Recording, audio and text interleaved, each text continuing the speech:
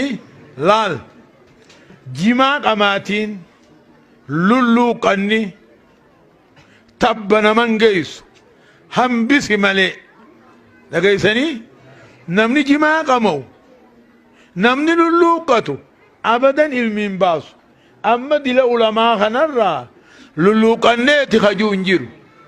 jimaa qamaaneeti lulluuqanneeti namnummaan darajaa geewuu jimaadhaan lulluuqataan ka darajaa geewuu ni jira isinni lulluuqattanii jimaani qamaatanii irraayin isin kakachiisa akka goose gartee ka goose jimaan hin taa'u bar mee haa wal dhageenyu akkaan jee anuu silattuu ummata kanaan magantanaan jaa waanatti hin dhiisanii waakkaan irraa isin kakachiisu nu banne ogguun jimaa jee maal tokko isin nu goose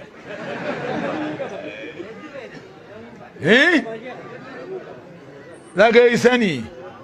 waa lama higaaboo summii barmootaati waa lama namni shaagalu ilmii bakkaan hin ge'u isiniif hin dhaamaa mire lulluuqata namni wadu namni yaanni isaa lulluuqata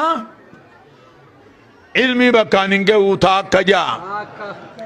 namni yaanni isaa dhalumaatiin ilmii bakkaan hin ge'u taakka lama jaa amma kaan je silaa barra dhageessanii laal ilmi akka je shaayireen akka je تمنيت أن تسمى فقيها مناذرا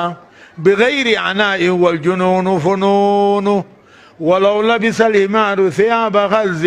لقال الناس يا لك من حمار جيجي مراتون هدودا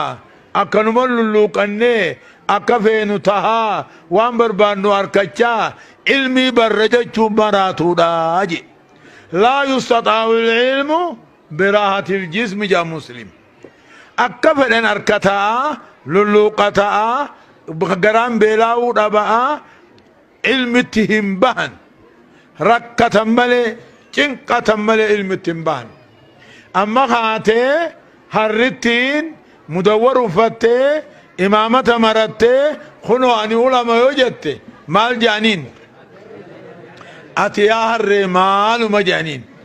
namni edoon dadhabne edoon ba'e hin qaaxiroonne edoon tincinqanne wayin beekajuu wallaalli isa dhibu harrittuma imaamata maratte jechu najjinaa rabbi nun godhinga